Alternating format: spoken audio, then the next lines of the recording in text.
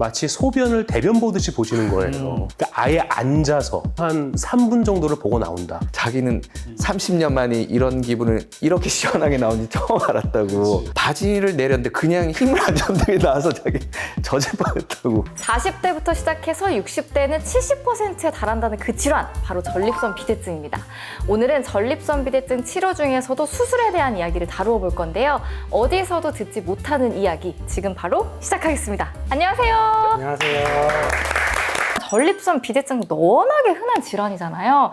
근데 이거 수술 꼭 해야 되는지 이거부터 명쾌하게 좀 진실을 말씀해 주십시오. 모든 질환은 다 단계가 있어요. 예를 들면 당뇨라는 질환이 처음부터 약을 먹진 않습니다. 습관을 먼저 바꿔보고 당 수치가 조절이 되지 않으면 약을 한두 가지씩 쓰게 되죠. 그 어느 정도 약을 다 썼는데도 뭐 당 조절이 안 되면 그 다음 단계가 인슐린 주사죠. 전립선 비대증도 마찬가지입니다. 처음에는 약물 치료가 기본인데 그 약에 대한 반응이 떨어지면은 그 다음에 고려해 볼 수 있는 게 수술적인 방법이라고 볼 수 있죠. 이제 수술을 꼭 해야 되는 그런 상황들이 있거든요. 뭐 콩팥 기능이 나빠진다든지, 뭐 혈류가 계속 보인다든지, 뭐 방광에 결석이 있다든지, 그리고 약에 반응하지 않는 경우도 많고요.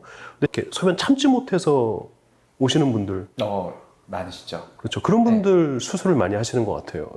예. 수술 많이 받으시죠, 요즘에? 어때요? 좀 늘어나고 있나요? 뭐 그렇죠. 당장 저희 병원에서도 수술 케이스가 늘어나고 있고, 이제 저도 곧 이제 받을 때가 됐거든요.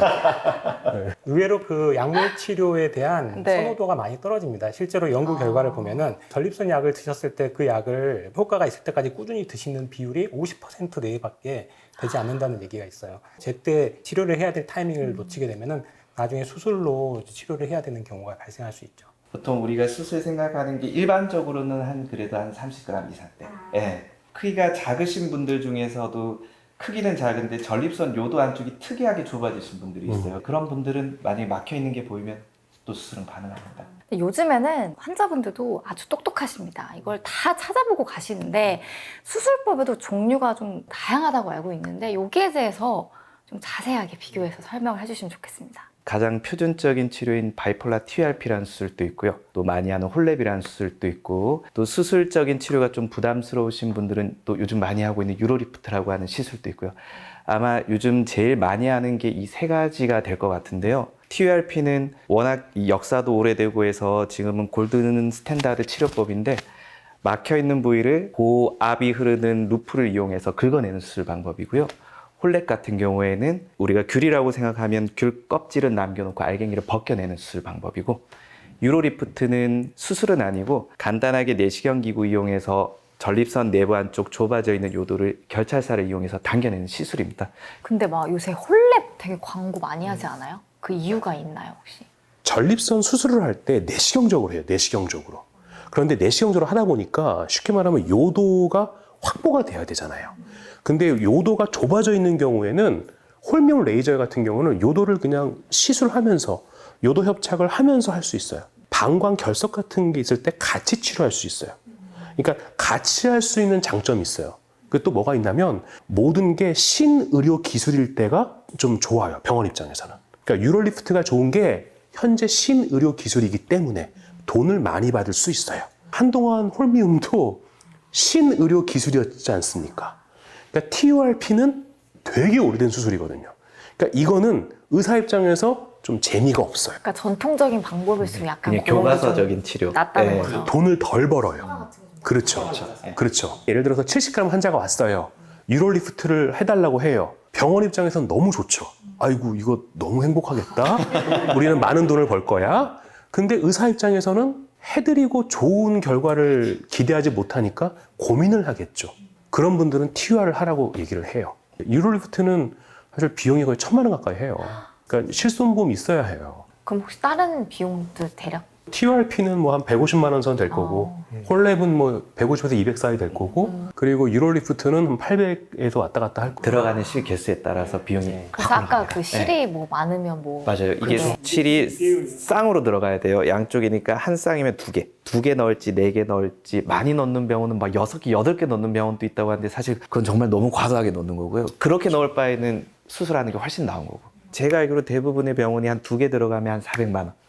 한 4개, 6개 들어가면 뭐 800, 1000 넘어가는 걸로. 근데 이제 우리 병원의 문제는 그 유로리프트를 잘 안 해요. 늘 그래서 제가 좀 울어요, 두 분한테. 지금 모든 어떤 논문이나 됐든 어떤 수술에 대한 기준은 경요도적 전립선 절제술 이게 아마 기본일 거거든요. 실제로 미국 네. 비뇨의학과 의사회에 전립선 치료의 단계를 권고를 하고 있는데 제일 수술적인 치료로 1단계로 권유하고 있는 수술이 방금 소개한 경요도 전립선 절제술이고요. 그 다음에 홀뮴 레이저 수술 이 정도가 뭐 골드 스탠다드로 얘기하고 있고, 요즘 이제 신의료 기술로 이제 등록이 돼서 이제 최소 침수법을 이용한 수술법으로 워터젯 로봇 수술과 경요도 결찰술, 전립선 결찰술과 수증기 연료법을 이용한 전립선 기하술 이 정도가 새로 이제 소개되고 있습니다. 리중은 기계의 이름이고요. 100도씨에 달하는 수증기를 전립선 조직 안에 간극을 벌려서 뜨겁게 만든 뒤에 죽은 조직들이 저절로 흡수되게 만듭니다. 시술 시간이 굉장히 짧은 장점이 있어요. 한 번 열 처리하는데 9초면 끝난다고 합니다. 아직 우리나라에는 도입되지 않아서 좀 기대를 하고 있습니다. 우리가 보통 말하는 미니멀리 인베이시브 트리트먼트에 가장 적합한 방법이라고 생각은 하고 있는데 또 뭐 소변줄을 너무 오래 꽂고 있어야 되고 이러니까 이제 아무래도 열 처리를 하다 보면 전립선 조직이 일시적으로 부을 테고요. 화장실을 너무 빈번하게 가거나 소변을 볼 때 소변이 안 나오는 문제가 일시적으로 생길 수 있기 때문에 뭐 2, 3일 정도 내외에 소변줄 유침이 필요한 것으로 알려져 있습니다. 수술을 하면 마취에 대한 부담감이 있잖아요. 어떻게 하면 마취도 좀 덜하고 환자가 덜 불편하게 접근할 수 있을 거냐.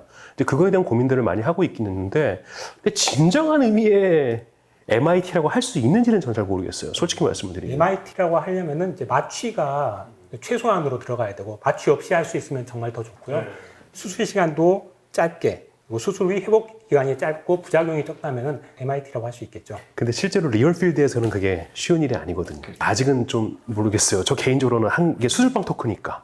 근데 환자 입장이라면 뭔가 이름부터 시술이잖아요. 좀 더 가벼운 느낌이 들어서 요거 먼저 좀 해보고 싶다라고 말씀하시는 분들도 계실 것 같아요. 선호도가 좀 있을 것 같은데.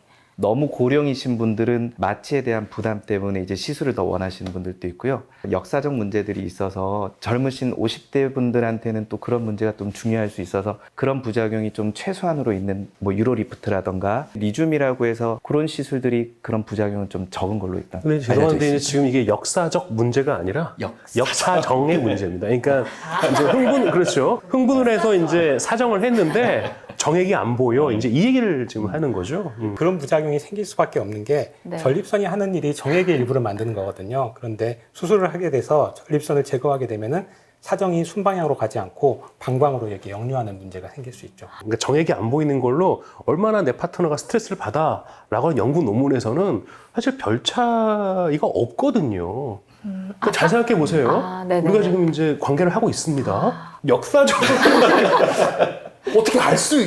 그러니까 모른다는 거죠, 상대방은. 그렇죠. 그러니까 파트너는 모르겠죠. 근데 이제 환자 본인은 뭔가 행복한데 정액이 안 보이네? 이걸로 본인은 스트레스를 받을 수 있겠지만 실제로는 그게 성관계에서는 큰 의미가 있진 않다.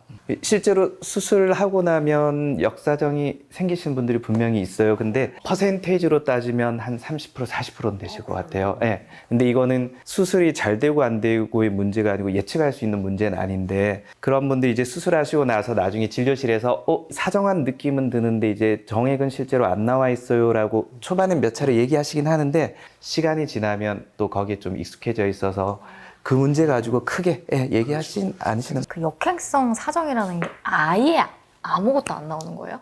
정액량이 일부 줄어드는 분들도 있고 네. 아예 안 나오는 경우도 있습니다. 전립선 비대증이 되게 심해요. 이 하부 요로 증상이 심하면 발기가 잘 안 돼요. 그러면 전립선 비대증을 치료하면 발기는 더 잘 되겠죠.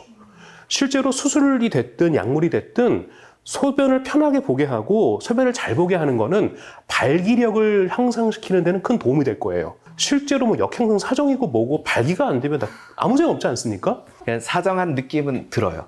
늘어요. 느낌은 들어요? 느낌은 듭니다. 예. 전립선 비대증 수술을 하는 이유는 막힘 증상 때문에 하는 거거든요. 근데 이 효과에 대한 얘기를 좀 하는 게 아니라 부작용에 대한 어떤 부각을 너무 많이 시키는 거예요. 검색했을 때 이 예. 얘기부터 나오더라고요. 그러니까 이게 약간 좀 안타까워요. 진짜로 약으로서 안 되고 수술을 반드시 해야 되는 상황이면 수술을 하는 게 옳은데 효과적인 수술로서 접근을 하는 게 아니라 부작용이 적은 수술을 접근하다 보니까 이게 정말 제대로 치료가 되고 있는 거지.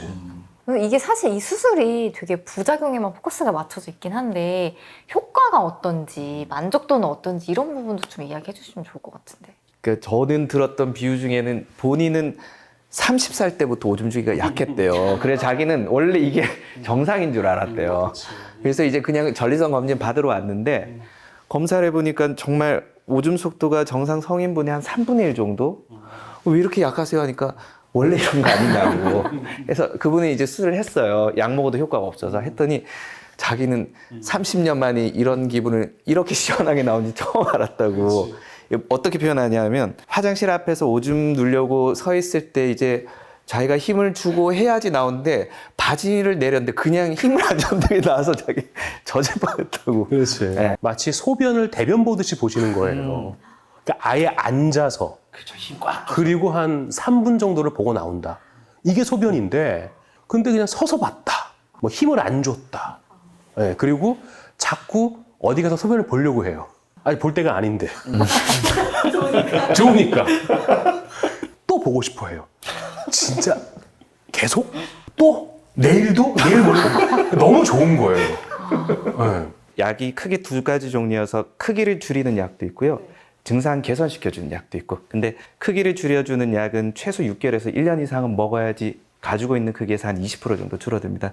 근데 수술을 하고 나면 소변줄을 2, 3일 정도 유치하고 이제 제거를 하는데 그때부터 소변주기가 시원하게 나오는 것 자체가 이제 아마 느껴지세요. 그래서 오랜 기간 약 먹어도 효과 없는 분들 수술하고 나면 만족도는 굉장히 크죠. 그래서 나중에 역사적 얘기는 쑥 들어가시는 분들도 많습니다. 삶의 질이 달라지거든요. 여기 무슨 이상한 돌덩이 같은 거 갖고 있는데 그러니까 수면 볼 때마다 돌덩이가 느껴지는 거예요. 돌덩이가 없어져. 얼마나 편안하겠어요. 그리고 막 배에 막 힘줘서 수면 봤는데 막 또 보고 싶고 이런 분들이 아유 너무 행복해 하시죠 사실. 그럼 이게 나중에 다시 두꺼워져서 또 다시 문제가 발생하는 경우도 있나요, 혹시? 정말 아예 0%로 재발을 안 하려면 전립선 자체를 다 제거를 해야 되는데 다 제거하는 건 이제 전립선 암 환자분들이 받는 수술이고요. 정상 조직을 남겨놓기 때문에 재발률이 0%라고 하는 사실 수술법은 실제로는 없습니다. 그 정도까지 커지는데 시간이 벌써 한 1, 20년 넘게 걸린 거기 때문에 이후에 특별하게 재발 때문에 문제가 되거나 한 일은 이제 우리가 기대 수명이 한 150년 이상 되면 그때는 또 다른 방법이 또 생겨야 될 거예요. 여러 가지 방법 말씀 주셨는데 그럼 혹시 한 분씩 그러니까 나라면 이 수술을 받겠다 하나를 꼽자면 어떤 게 있을까요? 그래도 아직까지는 2023년 여름까지는 그래도 TURP가 아까 정답이 골든 아닐까. 스탠다드에 해당하는 보통 말하는 그- 골드 스탠다드죠. 네네네. 정말 화장실 자주 가고 급박한 느낌을 개선시키는 데에는 좀 홀랩은 조금 고민이 돼요. 효과적인 측면에서는 네, 아무래도 그렇죠. 예, 근데 이건 있어요. 제 전립선이 한 100g 이상이다. 너무 커. 그럼 옛날에는 배 열고 수술했거든요. 근데 요즘 하지 않기 때문에 홀랩이 대안이 될 거예요. 이게 크기에 따라 좀 다를 것 같은데요. 한 100g 미만이면 TURP, 홀랩 거의 둘 다 동일한 효과여서 어떤 수술을 받아도 사실 큰 문제는 없고요. 100g이 넘어가고 정말 개복까지 생각해야 될 정도의 크기라면 수술 시간적 차이 때문에 홀랩이라는 수술이 조금 더 유리할 것 같고요.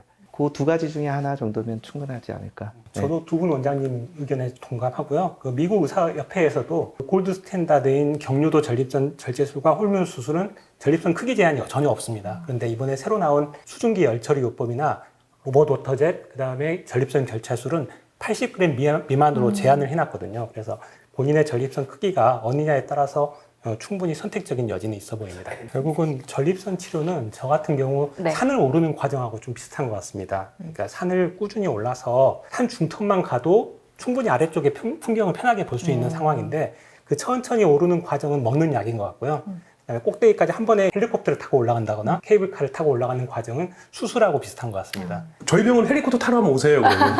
전립선을 치료하는데 색전술을 합니다. 아, 근데 이제 이게 수술적인 방법으로는 아직은 갈 길은 멀다. 색전술 비대증이 한다고요? 제가 사실 좀 더 노골적으로 말씀드리고 싶긴 한데 일단 그럼 말씀해 주세요. 편집을 또 하면 되니까. 해서는 안 되는 거죠. 왜 합니까? 하면 안 되죠. 네. 실제로 미국 의사협회에서도 전문가 의견으로 권유하지 않습니다라고 한 줄이 딱 나와 있습니다. 혈관을 막아서 전립선 크기를 줄이고 치료를 한다는 건데 전립선 비대증은요 쉽게 말해서 소변 나가는 길이 이 정도 넓어야 돼요. 근데 이게 좁아진 거거든요 결국은. 근데 동맥을 막았다고 해서 이게 이렇게 늘어나는 건 아니에요. 그러니까 크기를 줄이는 거랑 다른 개념이라고요. 그러니까 아까 전에 맨 처음 약물 치료를 얘기했을 때 전립선 크기를 줄이는 약 쓰잖아요. 그러면 그 약을 썼을 때 이점은 수술의 가능성을 줄이고 그리고 요패라고 해서 갑자기 소변을 보지 못하는 상황을 막아주는 것 뿐이지 배뇨 증상 개선에는 한계가 있어요. 그러니까 똑같은 거예요. 똑같은 거. 뭐 딱 하나가 정답은 사실은 아니어서요. 환자분 뭐 나이라던가 아니면 부작용에 대한 뭐 걱정이라던가 아니면 뭐 비용이라던가 이런 거 따져서 제 생각에 그 환자한테 제일 적당한 치료법을 저희가 잘 셀렉트 해주는 게 저희 역할이 아닌가. 네, 이렇게 해서 전립선 비대증 수술을 아주 낱낱이 파헤쳐봤습니다. 수술 종류법도 잘 설명을 해주셨고 가장 두려워하는 또 부작용에 대해서도 어떻게 우리가 받아들여야 할지 아주 잘 들어봤습니다. 그럼 오늘 귀한 시간 내주셔서 감사드리고요. 이렇게 인터뷰 마무리해보겠습니다. 감사합니다.